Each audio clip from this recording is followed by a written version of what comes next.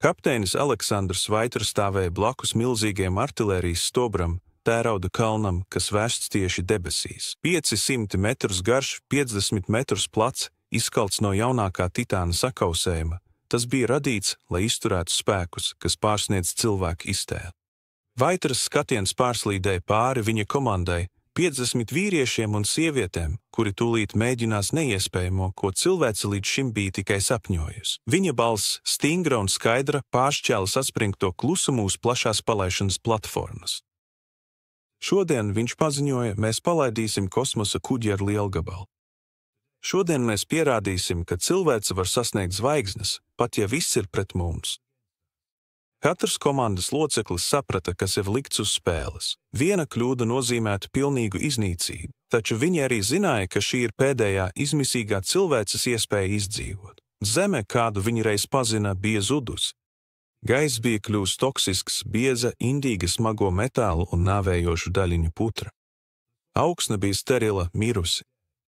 Cilvēki tagad dzīvoja ar elpošanas maskām pat telpās, bet pilsētas bija kļuvušas par klusām, pamestām pelnu tuksnešiem. Galīgā nodevība nāca no debesīm. Saule, kas reiz deva dzīvību, pārvērtās par sarkano punduri. Tās izplašamais karstums lēnām apdedzināja pēdējās zemes dzīvības paliekas. Jauna virsniece, leitnante Marija, pārtrauca klusumu. Viņas balss trīcēja, sajaucoties bailēm un patiesai ziņkārei. Kāpēc mēs nevaram izmantot parastos raķešu dzinējus? Vaitras nopūta bija smaga, pilna ar viņu realitātes nastu. Tāpēc, ka mums vairs nav pietiekami daudz degvielas, viņš atbildēja drūmā tonī, un laiks ir pret mums. Saules izplašanās sāksies pēc 3 mēnešiem. Ja mēs vēlamies izglābt daļu cilvēces, 10 000, mums jārīkojas tagad. Marijas acis sekoja stobram stiepās pelēkajās debesīs. Tas bija biedējošs, bet apbrīnojams skats. Bet kā tas darbojas? Viņa jautāja, cenšoties saprast glābšanas mehāniku. Noguris, bet lepns smaids uzspīdēja Vaitras lūpās. Fizika ir vienkārša, teorētiski. Mēs izmantojam elektromagnētisko lauku, lai pātrinātu kosmosa kuģi šajā stobrā līdz 50 km/sekundē. Tas ir pietiekami ātri, lai izrautos no Zemes gravitācijas un vairs nekad neskatītos atpakaļ. Marijas piere saraucās pārdomās. Bet cilvēki taču nevarētu izdzīvot tādu pātrinājumu, vai ne? Tieši tā atzina Vaitra. Cilvēka ķermenis tiktu saspiests. Tas nespēja izturēt tādas slodzes. Tāpēc mēs izmantojam jaunu tehnoloģiju – kriogēnā sasaldēšanu. Sasaldēšana, atkārtoja Marija, vārds karājās toksiskajā gaisā. Jā, mēs ievietojam cilvēkus īpašās kapsulās, kur viņu ķermeņi tiek atdzesēti gandrīz līdz absolūtajai nullē. Šādā stāvoklī ķermenis nejūt ne laiku, ne kustību. Viņi neizjutīs startu. Kad kuģis sasniegs galamērķi, planētu 4 gaismas gadus tālu, automātiskās sistēmas viņus pamodinās. Marija skatījās muces bezgalīgajā tumšajā rīklē. Tā izskatījās kā mute, kas gatava aprīt veselu pasauli, mirstošas sugas pēdējo cerību. Un kā mēs zinām, ka tas darbosies, viņa čukstēja. Vaitras skatiens bija nelokāms. Mēs nezinām, viņš teica. Tas ir eksperiments, milzīgs risks. Ja tas neizdosies, mēs vienkārši neizdzīvosim. Stundu vēlāk viss bija gatavs. 10 000 dvēseļu gulēja sasaldētas savās kapsulās. Bērni, zinātnieki, ārsti, skolotāji, inženieri. Cilvēces pēdējā sēkla. Šīs kapsulas rūpīgi tika ielādētas kosmosa kuģī. Kuģis, kas būvēts šim vienīgajam monumentālajam mērķim. Pats kuģis bija milzenis, 200 metrus garš ar 10 metrus biezām sienām, kas izgatavotas no titāna diamanta sakausējuma. Izstrādāts, lai izturētu spiedienu, kas varētu sagraut kalnus.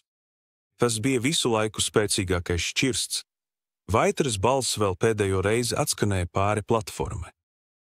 Vai esam gatavi? Atskanēja vienota apņēmīga atbilde. Gatavs. Vaitras sejā bija apņēmības maska.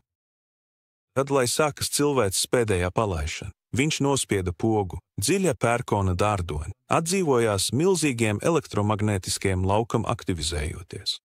Kuģis sāka kustēties, slīdot cauri mucai. Pātrinājums pieauga eksponenciāli 10, 20, 30 km/sekundē. Muces metāls sāka dziedāt augsta, čīkstoša skaņa zem spriedzes, un no stobra izšāvās spoža gaismas uzliesmojums. Marija nespēja novērst skatienu. Tā bija tīras gaismas strēle, cilvēka radīta zvaigzne, kas šāvās debesīs un acumirklī pazuda kā zibens. Tas bija grandiozi, tas bija biedējoši. Tā bija viņu vienīgā izdzīvošanas iespēja. Kad palaišanas atbalsts norima, viņa čukstēja, jautājums palika gaisā, vai tas izdevās. Vetra vienkārši stāvēja tur, klusi vērodams debesis.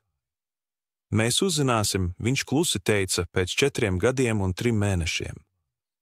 Šie gadi pagāja izplūdušā sabrukuma miglā, cilvēce uz zemes novīta un iznīka. Daži izklīduši izdzīvojušie klīda pa tukšajām, klusajām pilsētām, līdz arī viņus aprīja klusums. Pasaule kļuva klusa. Marija palika uzticīga savam kapteinim un viņu kopīgajai cerībai līdz pašām beigām. 2075. gadā, 85 gadu vecumā, viņa gulēja slimnīcas gultā, viņas vārgais ķermenis vairs neizturēja. Viņas acis, vecuma apmāktas, joprojām bija vērstas pret drūmajām, nemainīgajām debesīm. Viņas pēdējie vārdi bija klusa, cerību pilna čuksta, tik maiga kā vējš, kas nu slaucīja pāri civilizācijas drupā. Viņi izdzīvos. Viņi atradīs jaunas mājas, viņi būs laimīgi, un varbūt viņai bija taisnība. Varbūt gaismas gadu attālumā kosmosa kuģis tiešām sasniedza savu galamērķi. Varbūt 10 000 cilvēku pamodās dzīvīgā jaunā pasaulē zem maigās jaunās saules gaismas, elpojot tīru, svaigu gaisu un raugoties debesīs, kuras nav skāris ne karš, ne piesārņojums. Varbūt šis monumentālais artilērijas palaišanas brīdis nemaz nebija cilvēces gals, bet gan tās jaunais sākums. Varbūt, ko tu domā?